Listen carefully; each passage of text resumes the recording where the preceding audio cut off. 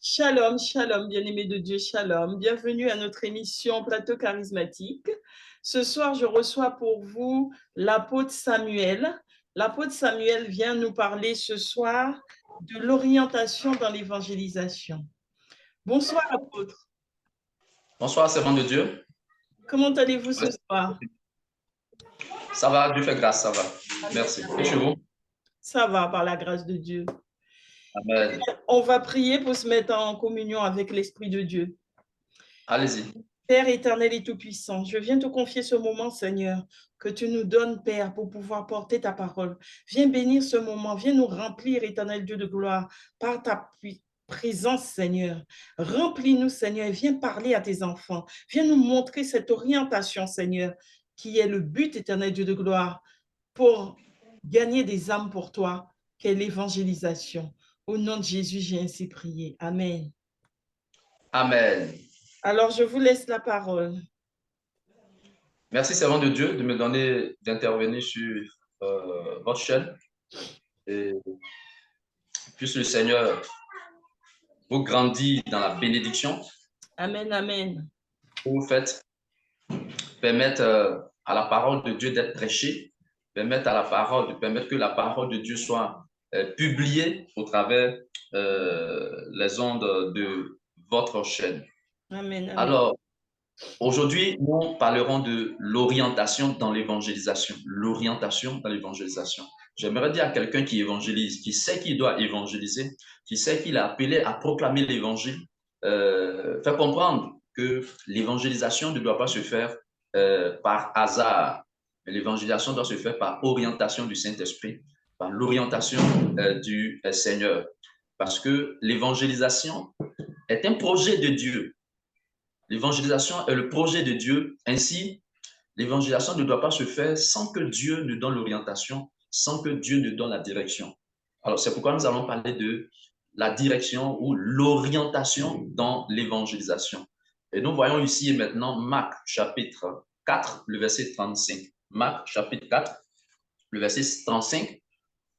Marc chapitre 4, le verset 35. Est-ce que vous me recevez? Oui, oui, je vous reçois. Marc 4, verset 35. Alors, OK. je vais chercher. Je n'ai pas pensé à descendre la Bible. Si vous trouvez avant moi, n'hésitez pas, hein, parce que je n'ai pas pensé à prendre. OK. Ouais. Je lis Marc 4, verset 35. Ce même jour, sur le soir, Jésus leur dit, passons à l'autre bord. Passons à l'autre bord. Jésus était dans des campagnes d'évangélisation avec les disciples, avec les apôtres. Et la Bible dit que Jésus va donner là un ordre de mission, un ordre que j'appelle d'orientation dans l'évangélisation. Tous les mouvements de Jésus avec les disciples concernaient l'évangélisation. Et la parole de nous dit que Jésus partait de village en village, de ville en ville pour annoncer la bonne nouvelle du royaume de Dieu. Donc partout où Jésus partait, c'était dans le cadre, c'était dans voilà, le cadre de l'évangélisation. Alors Jésus ici va dire aux disciples, passons à l'autre bord. Jésus et les disciples devaient se rendre à Gadara. Et c'est à Gadara qu'il y a eu la délivrance de ce fou qui dormait au cimetière. Mais avant d'arriver là-bas, Jésus a donné une orientation aux apôtres, aux disciples. Passons à l'autre bord. C'est-à-dire, il donne l'orientation, il donne la direction de l'évangélisation. Et donc, nous ne devons pas faire l'évangélisation sans attendre les instructions du Seigneur. On va voir un autre passage dans le de Matthieu chapitre 10, le verset 5 au verset 6. Matthieu chapitre 10, du verset 5 au verset 6. Je lis. Oui. Le verset 5 nous dit, tels sont les 12 que Jésus envoya après leur avoir donné les recommandations suivantes. Verset 6, n'allez pas vers les païens et n'entrez pas dans les villes des Samaritains, allez plutôt vers les brebis perdues de la maison d'Israël. Donc, Jésus a choisi les 12, donc les apôtres, c'était pour l'évangélisation. Alors, dans les instructions que Jésus leur donnait, il a dit ceci, n'allez pas vers les païens, Donc, n'allez pas vers les païens, d'accord? Et n'entrez pas chez les Samaritains. Allez plutôt, plutôt c'est la préférence, allez plutôt vers les brebis perdues de la maison d'Israël. Donc, dans l'évangélisation, à cet instant précis, Jésus leur donnait une orientation. Donc, l'évangélisation ne doit pas se faire dans la chair, où je vois un lieu et puis je me lève et de moi-même je vais parce que je sais que Dieu m'a appelé à évangéliser. Je rentre dans une maison et je commence à évangéliser. C'est vrai. Si vous comprenez que vous avez été choisi, que vous êtes appelé à évangéliser en tant que chrétien, et c'est ce qui est en réalité, vous devez faire l'évangélisation selon les instructions que j'appelle l'orientation que le Seigneur donne. On va voir un troisième exemple. Nous savons que le Seigneur a choisi l'apôtre Paul. C'était aussi pour l'évangélisation. Nous avions dit à l'émission dernière, l'émission passée, nous avions fait comprendre que nous sommes tous appelés à évangéliser. Tous les chrétiens sont appelés à évangéliser. Mais l'évangélisation, nous devons faire l'évangélisation selon que le Seigneur nous conduit, nous oriente. Nous voyons un troisième exemple de l'apôtre Paul qui a été choisi. Donc lui aussi, il a appelé à évangéliser. Alors, nous lisons Actes chapitre 9, le verset 15. Actes chapitre 9, le verset 15. Actes, le chapitre 9, le verset 15, qui nous dit ceci, et je lis. Mais le Seigneur lui dit, va, car cet homme est pour moi un instrument de choix, afin de porter mon nom devant les nations, devant les rois et devant les fils d'Israël. Alors, ici, c'est Jésus-Christ qui parlait à l'homme de Dieu, Ananias. Jésus parlait de l'apôtre Paul qu'il avait choisi. Il fait comprendre que l'apôtre Paul sera pour lui un instrument de choix.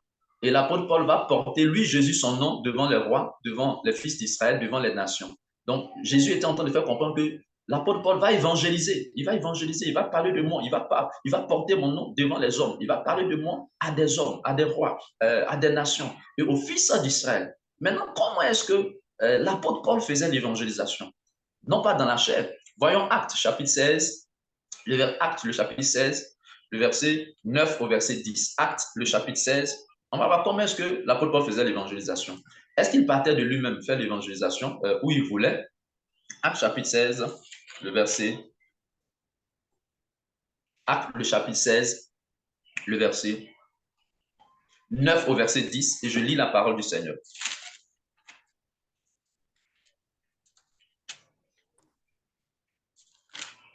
Alors, le verset nous dit, le verset 9 de Actes, chapitre 16. Pendant la nuit, Paul eut une vision.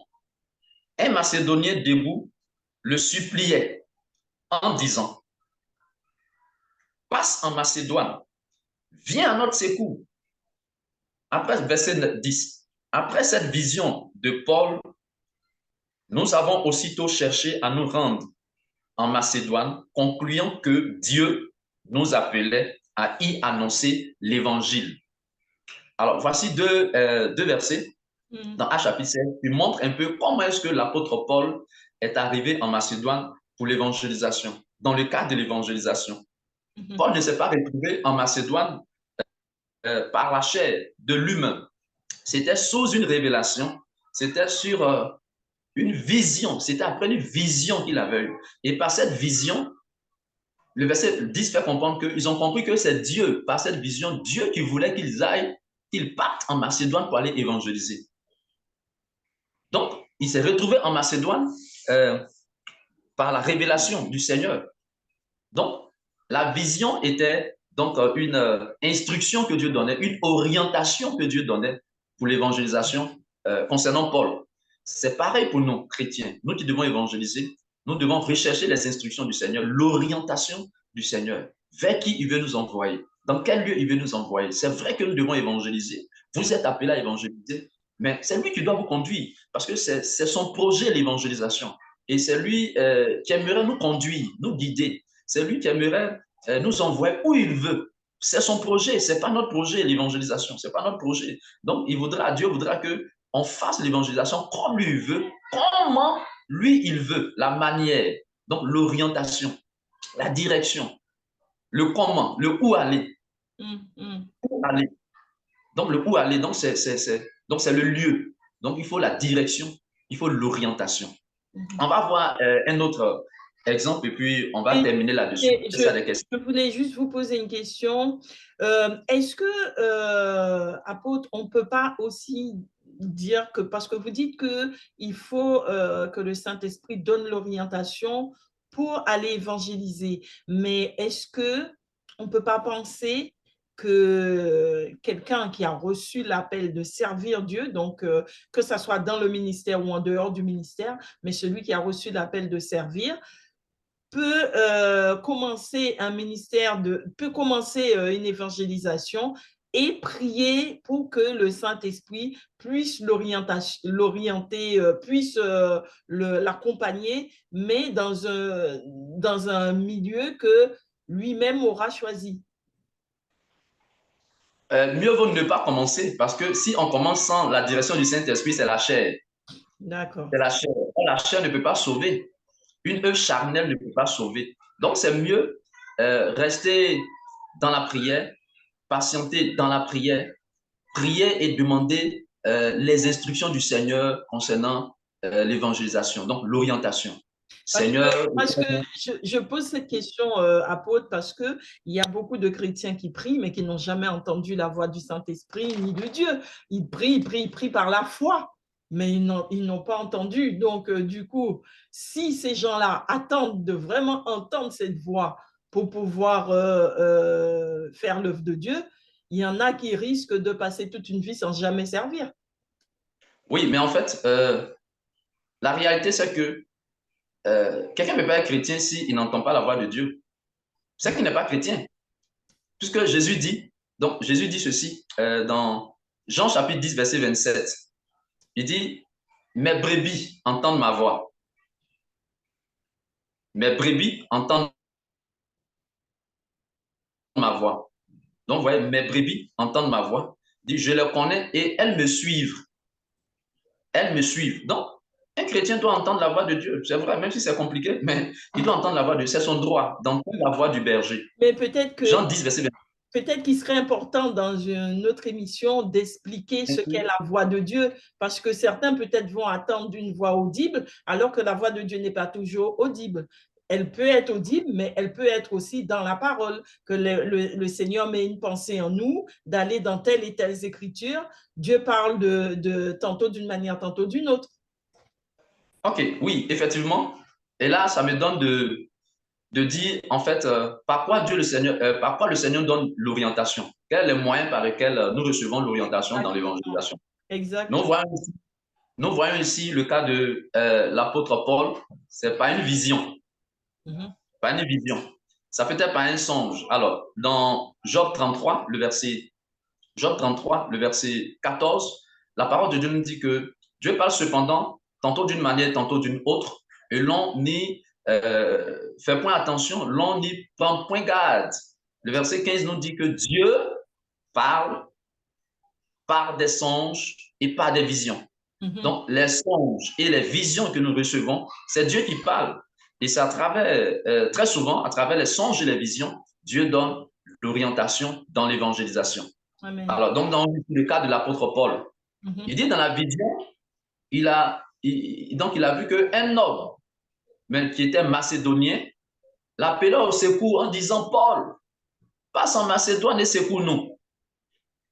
Cet homme suppliait Paul, passe en Macédoine et puis secours-nous. Donc, comme il y avait un danger, quand on parle de secours, c'est qu'il y a un danger. Dans le verset 10, nous fait comprendre que par cette vision, ils ont compris que c'est Dieu qui était en train de leur parler, c'est Dieu qui les appelait à aller en Macédoine pour aller annoncer l'évangile, pour aller proclamer la parole. Donc, moyen par lequel Dieu nous oriente dans l'évangélisation, les visions et puis le songe. C'est pourquoi nous devons faire très attention, nous devons prendre garde, nous devons être attentionnés aux visions et aux songes ou aux rêves.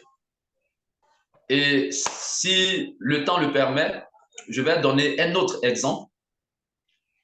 Oui, allez-y. Si le temps me permet, allez-y, allez-y. Ok, donc on voit, pour terminer, le cas de l'apôtre Pierre dans Actes chapitre 10.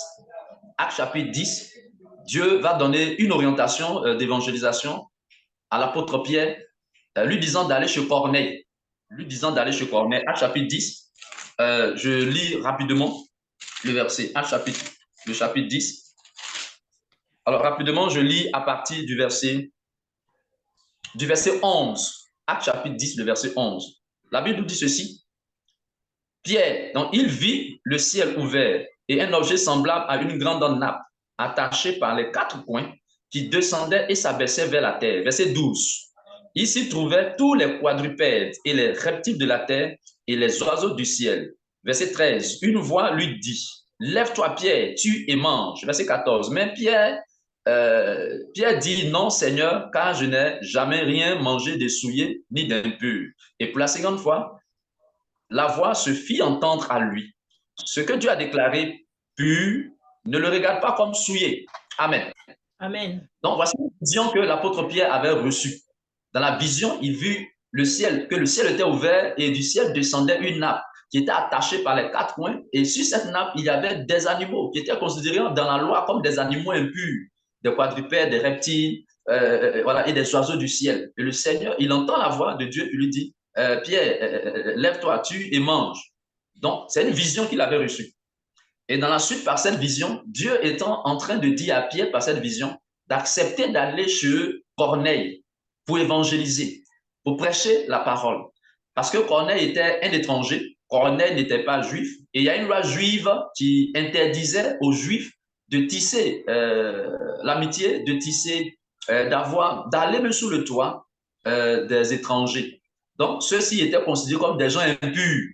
Donc, Dieu donne cette vision à Pierre pour lui dire d'accepter d'aller chez donc Corneille. C'est l'explication que Dieu a donnée donc à Pierre par cette vision. Pierre a obéi, il s'est rendu chez Corneille. Et avant d'arriver chez Corneille, Corneille avait invité ses amis et ses parents à entendre la parole donc la parole de Dieu de la bouche de Pierre qui allait venir. Parce que Corneille savait que Pierre viendrait. Et Pierre est arrivé, il a prêché. Et quand il a prêché, il y a eu des sauvés. Quand il a prêché, des gens ont reçu. Tous ceux qui étaient là, tous les païens qui étaient là, ont reçu le baptême du Saint-Esprit. Donc voilà un peu comment est-ce que Pierre s'est retrouvé chez Corneille? Pas de lui-même, pas une vision. C'était une orientation du Seigneur. Voilà un peu ce que voilà, je voulais expliquer. Peut-être aujourd'hui, le temps ne permettra pas que je donne plus de détails, mais de façon générale, Pierre s'est rendu chez Corneille par une révélation, par une vision précisément, d'où l'orientation dans l'évangélisation. Voilà ce que je voulais dire. S'il y a des questions. Eh bien, écoutez, moi, comme je disais tout à l'heure, hein, par rapport à l'orientation divine, effectivement, vous avez répondu, hein, à savoir que Dieu parle tantôt d'une manière, tantôt d'une autre, parce que les téléspectateurs ne pensent pas qu'ils vont entendre une voix audible qui leur dira « va par-ci, va par-là », parce que ça peut arriver, mais ce n'est pas systématique. Et que Dieu peut parler aussi, comme vous l'avez dit, par des songes, par des visions. Il peut parler aussi par quelqu'un, hein, par un enseignant qui vient, comme un pasteur qui vient enseigner et qui peut dire des choses qui vont résonner chez certaines personnes et qui peut aussi, ça peut être aussi une orientation. Dieu parle Par personne interposée. Par personne interposée, voilà. Et c'est ça. Et donc, parce que des fois, certains peuvent penser qu'il faut entendre la voix de Dieu pour parce que, pourquoi j'insiste là-dessus, apôtre, c'est que je ne voudrais pas que ceux qui nous écoutent pensent que, bon, ben, moi, je n'ai pas encore entendu Dieu, Dieu ne m'a pas encore parlé, donc je ne bouge pas, je ne fais rien. Parce qu'il y a beaucoup d'enfants de Dieu qui n'osent pas servir parce qu'ils disent, ben, moi, Dieu ne m'a pas encore appelé, Dieu ne m'a pas appelé. Alors qu'on peut rentrer dans un service et Dieu ensuite nous équipe pour poursuivre la mission parce qu'il voit qu'on a la volonté de faire. Mais bien sûr, comme vous dites, ce ne sont pas tous les services qu'on peut faire sans appel. Tout à fait, servant de Dieu. Une précision aussi que j'aimerais faire, c'est ceci. Quand dans Jean 10, verset 27, Jésus dit, mes brebis entendent ma voix. En temps normal, on ne peut pas entendre une écriture. On entend une voix, la voix. Or, qui parle de voix, il faut parler, c'est le verbe. Amen, amen. Parole. Parole. Mais très souvent, ce par quoi Dieu parle, très souvent, c'est vrai, Dieu parle par personne interposée. Dieu peut parler par l'écriture. Il peut s'appuyer sur la parole, sur l'écriture. La parole est vivante parce que les Saintes Écritures te disent que la parole de Dieu est vivante, elle est esprit et vie. Tout à fait. Mais plus loin je vais pour vous faire comprendre qu'il doit y avoir une intimité entre un chrétien et puis Jésus qui est le berger, une intimité. Dans cette intimité, Dieu doit parler. C'est comme un père dans une maison, il doit parler à ses enfants.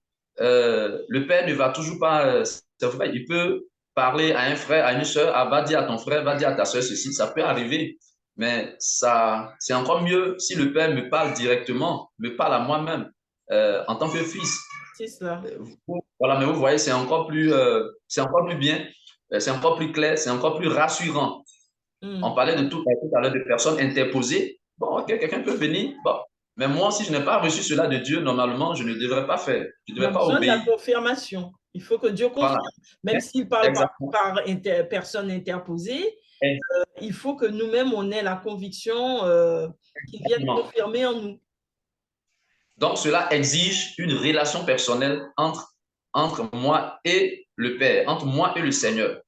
Ça, c'est vraiment nécessaire, c'est capital, c'est vraiment essentiel. Je dirais même c'est obligatoire. C'est pourquoi il dit, mes brebis entendent ma voix. C'est-à-dire que chaque brebis a le droit d'entendre la voix de Dieu. Pas que c'est les autres brebis qui vont entendre la voix et puis venir rapporter. Ah, voici ce que le Père dit, voici ce que Dieu dit. Non, mais la brebis elle-même, elle doit vivre cette expérience. Elle doit avoir cette expérience d'entendre elle-même la voix du Père.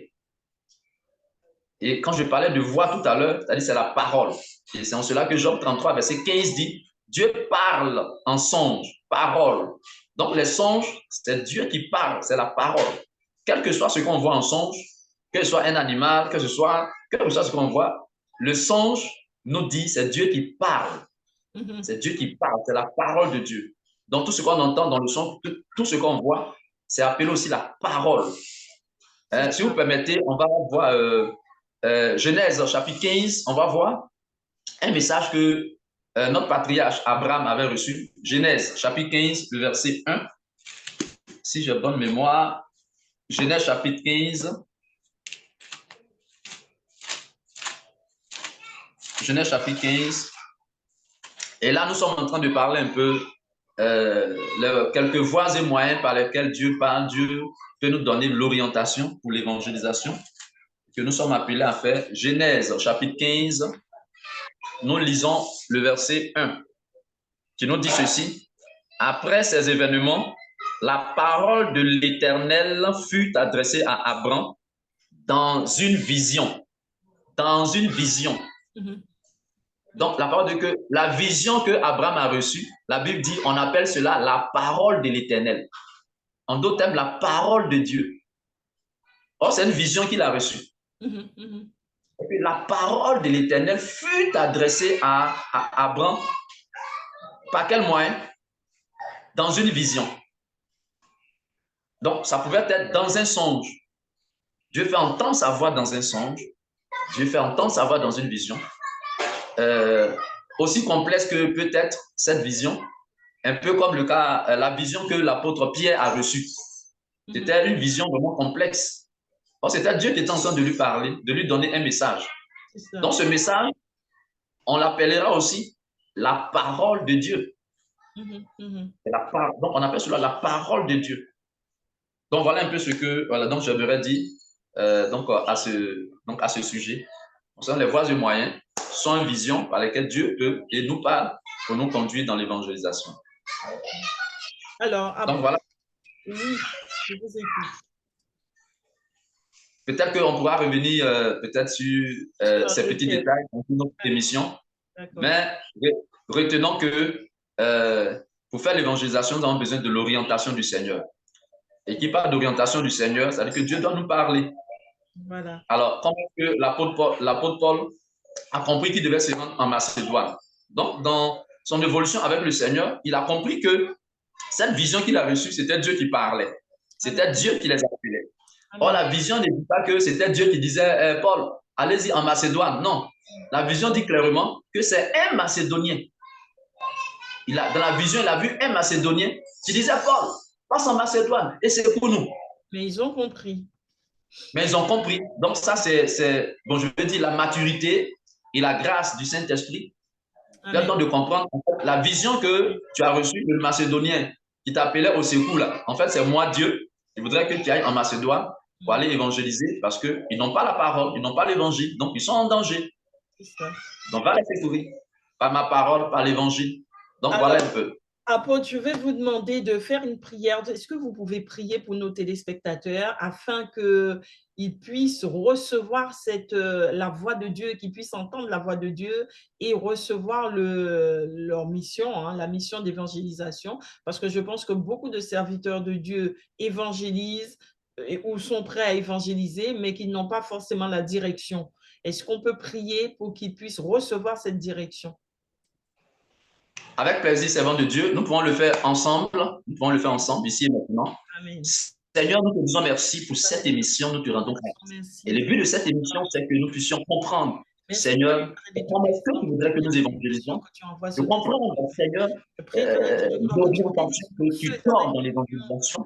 De comprendre, Seigneur, que nous devons être dans l'évangélisation par tes instructions, par l'orientation, dans la direction que tu donnes.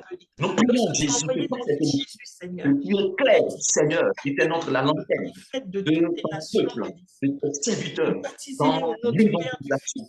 Nous laisser conduire par toi. Nous prions, c'est la recommandation que le Christ nous a laissée.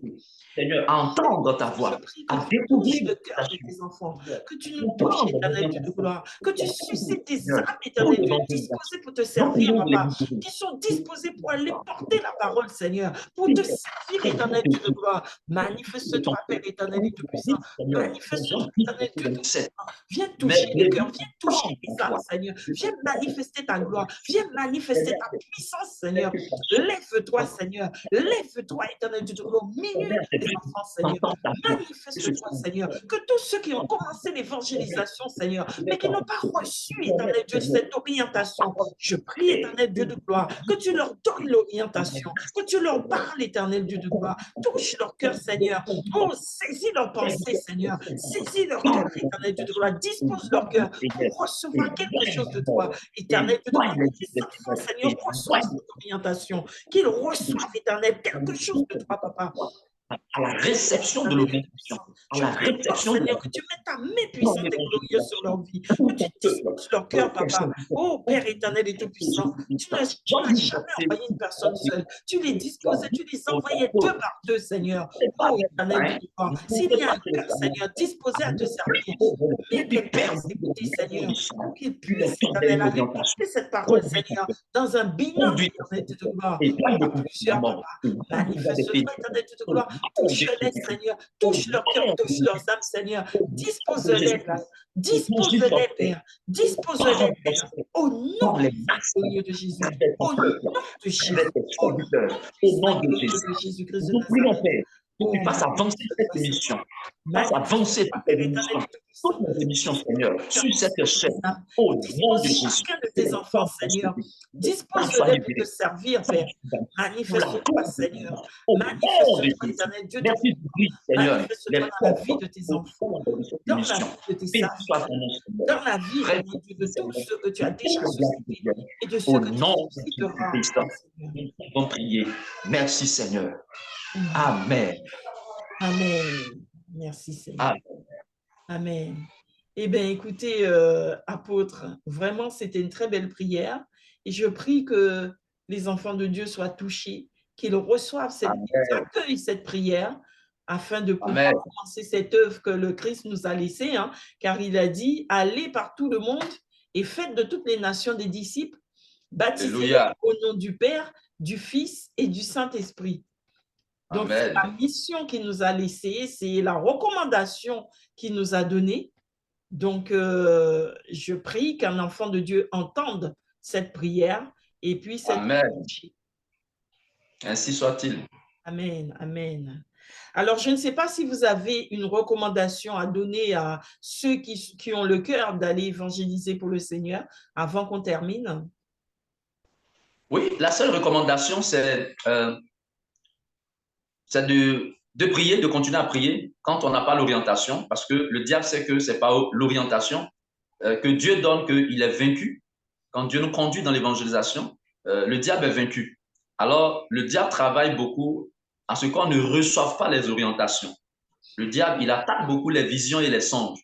Pour ne pas qu'on fasse l'évangélisation par l'esprit, par l'orientation, mais dans la chair. Et tant que ça sera dans la chair, nous n'aurons vraiment pas de victoire.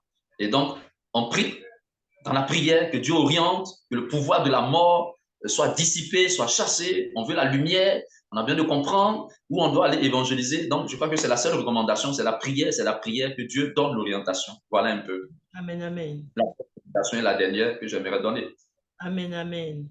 Eh bien, écoutez, apôtre, je vous remercie d'être venu sur le plateau charismatique et je prie que le Seigneur vous bénisse, qu'il vous bénisse encore pour cet enseignement que vous apportez à ses enfants et que chacun reçoive sa part au travers de cet enseignement et de la prière qui a suivi.